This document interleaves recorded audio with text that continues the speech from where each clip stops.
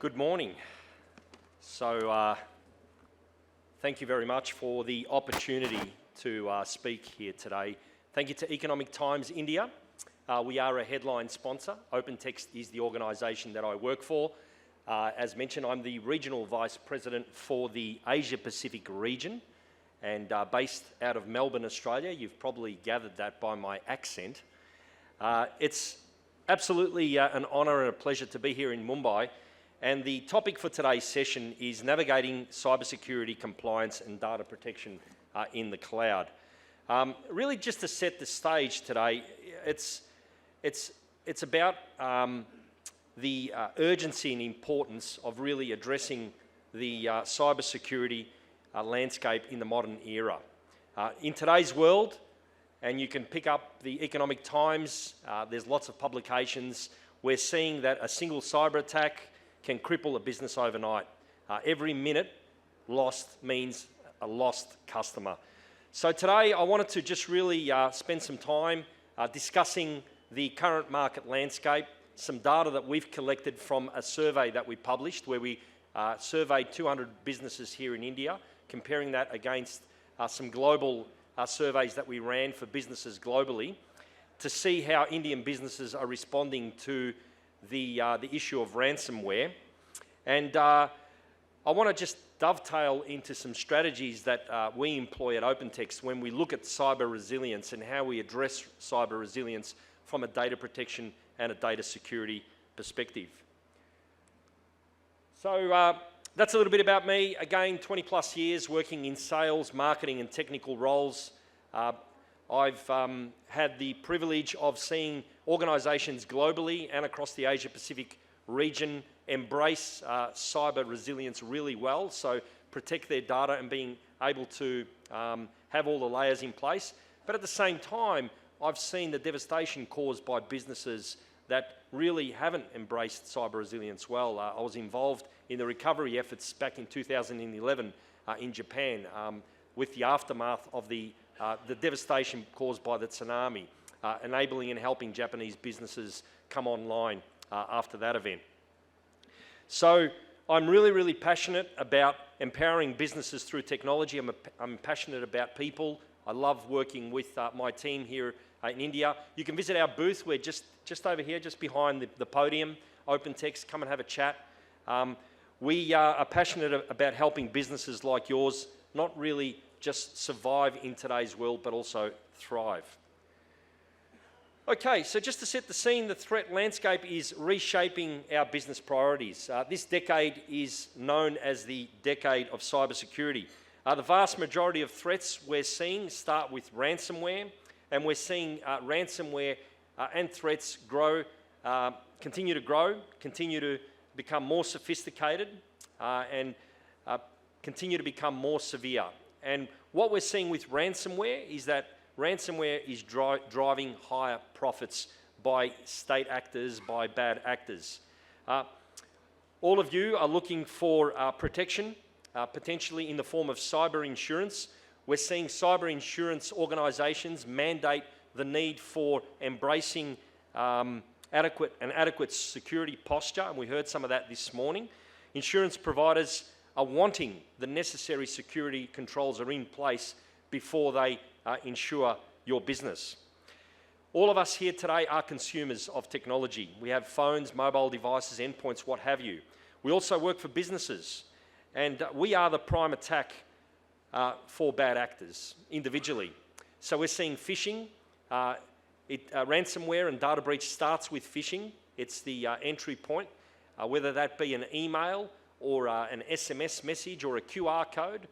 Wandering the streets here in Mumbai, I love to have a tender coconut when I'm here, and I notice the street vendors now put up a QR code, and I'm always skeptical as to whether that's a legitimate QR code or not.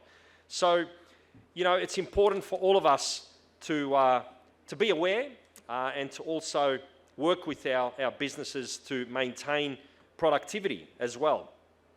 We're seeing AI, and I'm not going to spend too much time talking about AI. Everybody's talking about it, but AI is a key tenet, both for good and for bad. From a good perspective, in terms of how we respond to security threats, but also bad actors are using AI technology to actually publish legitimate emails that they use in phishing attempts. We heard this morning about the DPDP Act here in India. There's a growing raft of legislation, compliance, the way data is stored, the way data is managed by an organisation. It's not only the DPDP Act, which is being ratified here in India, but globally, whether that's GDPR. I'm from Australia. We have the Information Privacy Principle. That basically governs how data is stored, how it is managed, how it is protected over a life cycle.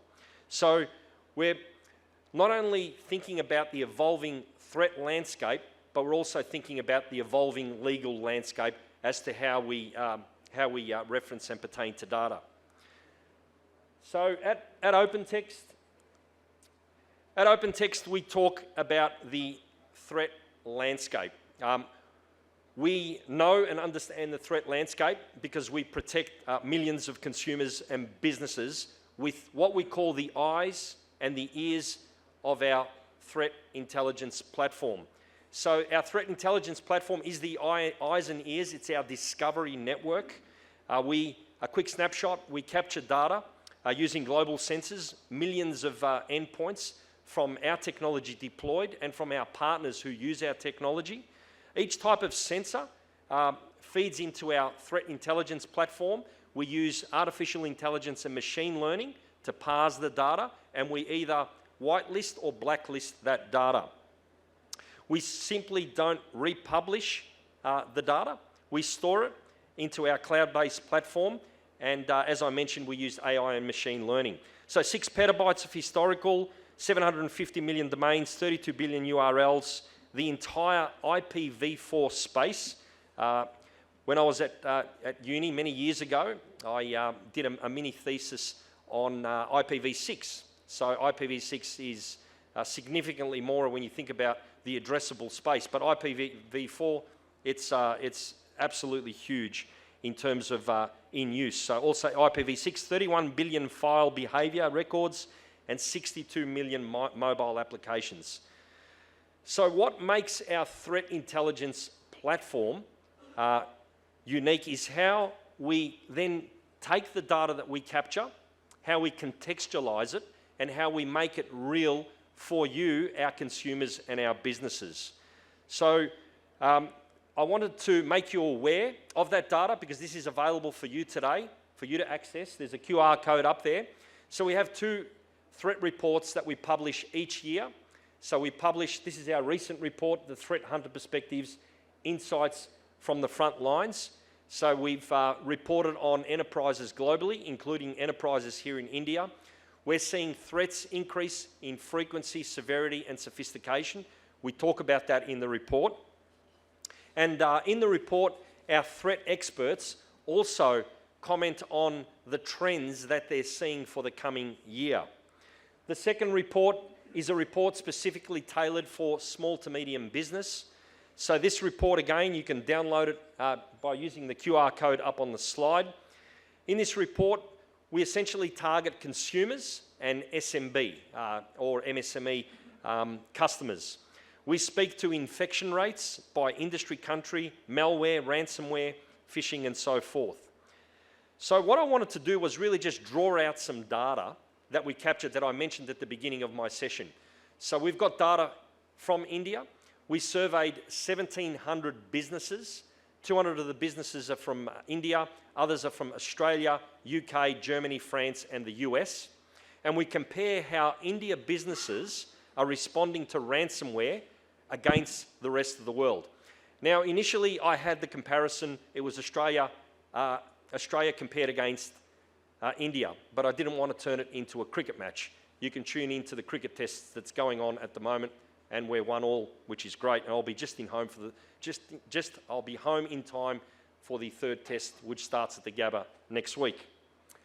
Anyway, moving right along. So the first question that we asked is, and I'm not going to ask you the question here today to avoid any embarrassment, but the first question was, has your company experienced a ransomware attack in the last year? So we see that 90% of the businesses that we surveyed in India said yes, they have suffered from a ransomware attack in the past 12 months, compared to 73% against the rest of the world. So the next question we asked was, following the ransomware attack, so after the ransomware attack, did you successfully restore your data? So of the 90% who said yes in India, almost all of them said yes, we were able to get our data back, compared to the rest of the world, which was almost the same. Now the next question is kind of interesting, which actually asks, did you pay the ransom? So 72% of the businesses in India did pay the ransom to get the data back, compared to 46% from the rest of the world. So the answer to the question highlights that there is a significantly higher proportion as a percentage of businesses in India who are actually resolving to just pay the ransom to get the data back today compared to the rest of the world. So what we did from a survey perspective, we probed into that a little bit further. So what we said was, why did you pay the ransom? And we see the answers at the bottom of the slide, and if you can't read those, I'll quickly read them out.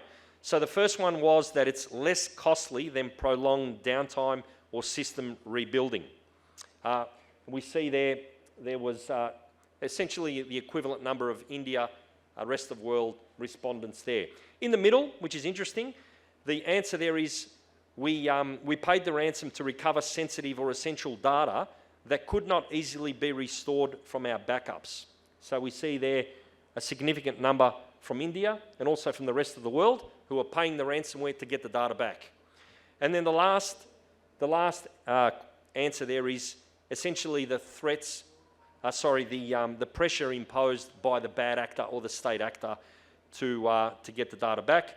Threats of data exposure, legal repercussions, reputational harm, putting the business up online, and essentially that. So we're seeing that a number of businesses here in India are prepared to basically pay the ransom. And essentially the talk today, we're going to hear a lot about prevention and protection technologies, ensuring that you secure your environment. But also I just want to spin the ball a little bit the other way. I want to talk a little bit about recovery. So we talk about the attack surface, minimizing the attack surface. We talk about how we protect ourselves.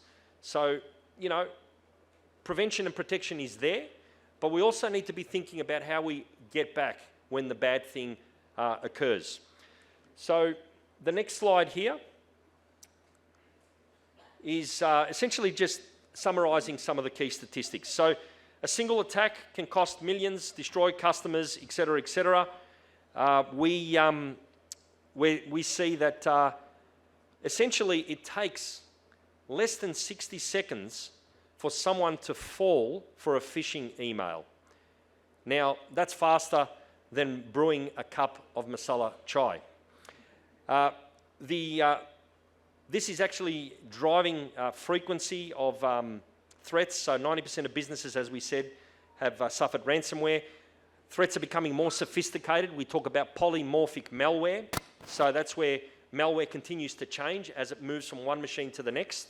So 88% of malware is polymorphic.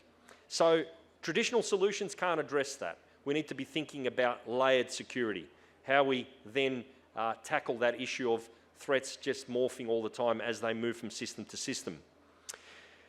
The key point here is that ransomware payments, and we track ransomware payments, we've been tracking ransomware payments for the past 6 years in our threat report.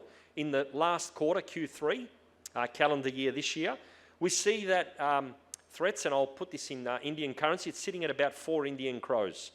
So imagine what 4 Indian crores could do for your organisation if you use that money for innovation or for employee well-being or something else.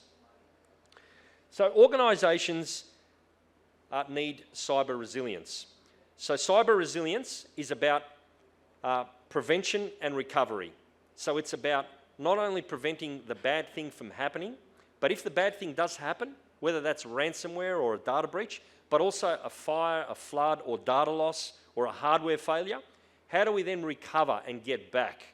Think of it as the airbag in your car. you need to have the airbag there. You hope you never need to use it, but it's there just in case you need to get back. So at OpenText, we enable cyber resilience, so prevention and recovery, so being able to prevent the bad thing and get back from it. We think of layers, so we essentially talk about 3 layers. We talk about prevention and protection, so preventing, securing your devices, your people, your domain name services. Protection, so this is when the prevention layer, something breaks through the prevention layer. We start then looking at how we protect your organisation. And then all of that, if a threat gets through your prevention and protection layer, how do we then get you back? How do we recover your data? How do we recover your business? How do we ensure that your business stays online? So I'm just going to touch on the 3 layers very quickly. We're going to quickly speed through the next 3 slides. So the first layer is about prevention. So this is about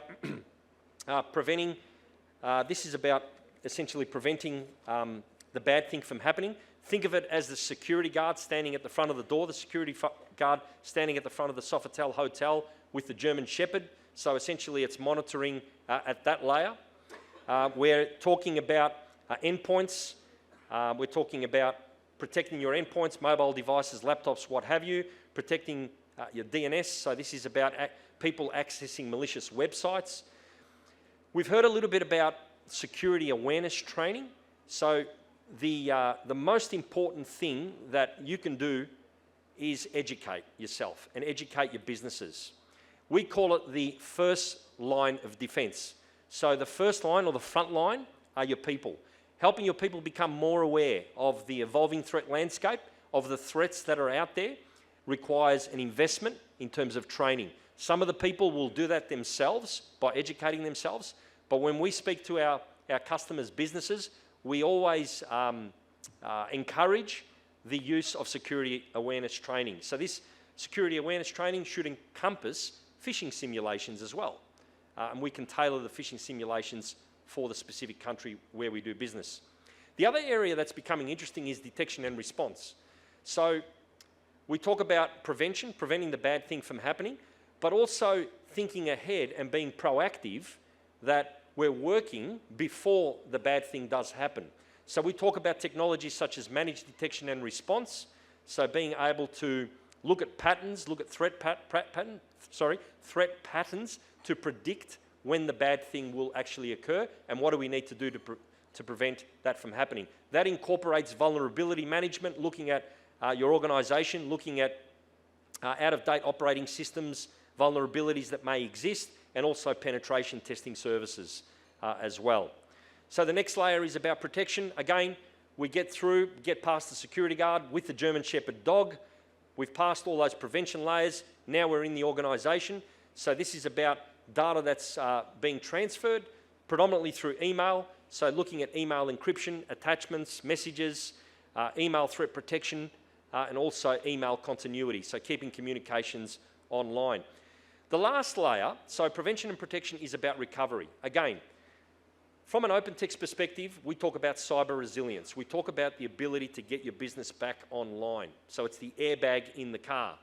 We want to get you back online. So we want to start thinking about how we recover the actual data. How do we get the data, whether it's SaaS data being backed up in the cloud, M365, Google Workspace, whether it's data sitting on your servers, being able to recover that. Endpoints, I've spoken about endpoints. Availability, so thinking about disaster recovery and business continuity, keeping your business online.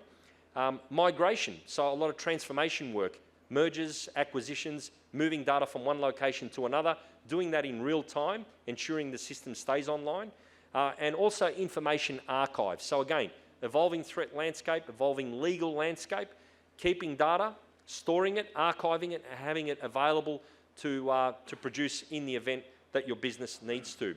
So all of the things that I've spoken about from an OpenText cybersecurity perspective, we are able to provide a solution in each of the areas. So we divide our portfolio from a cyber resilience perspective in terms of data security and data protection.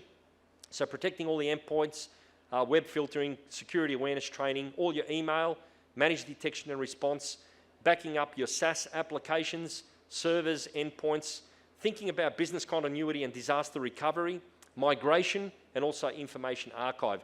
We underpin that with our threat intelligence platform, so the eyes and ears of our discovery network, where we take feeds, again, 95 billion sensors out there, capturing that information. And then also we talk about secure cloud, so this is an offering. Yeah, one more minute, I'm almost done, sorry. I'm on a roll. Yeah, so secure cloud and also professional services as well. So just very quickly, so again, we can talk to our business, some of the brands. Come and see us at our booth. 8,000 employees here in India, 25,000 employees globally, $8 billion organisation. You can look us up online, OTEX. Recommendations, so these are some recommendations. We're going to hear a lot about it. So think about your emails, protect your endpoints, make sure you've got some endpoint protection software. Think about two-factor authentication across everything. I do that with my daughters, all of their social accounts, two-factor authentication. Train your users, your front line. Think about business continuity and disaster recovery. Develop best practices to respond to an event, business continuity. Test your backups, test your backups, test your backups. It's about recovery of your data. Okay, we've got the tailwind behind us. We're about to land this plane. Next steps, come and visit us at our booth. We've got a giveaway today, a Samsung Freestyle portable projector. So come over, have a chat, be in the running to win the projector. I'll be available at the end of the session to have a conversation with each of you. Thank you very much for your time, and I'll hand it back to you. Thank you.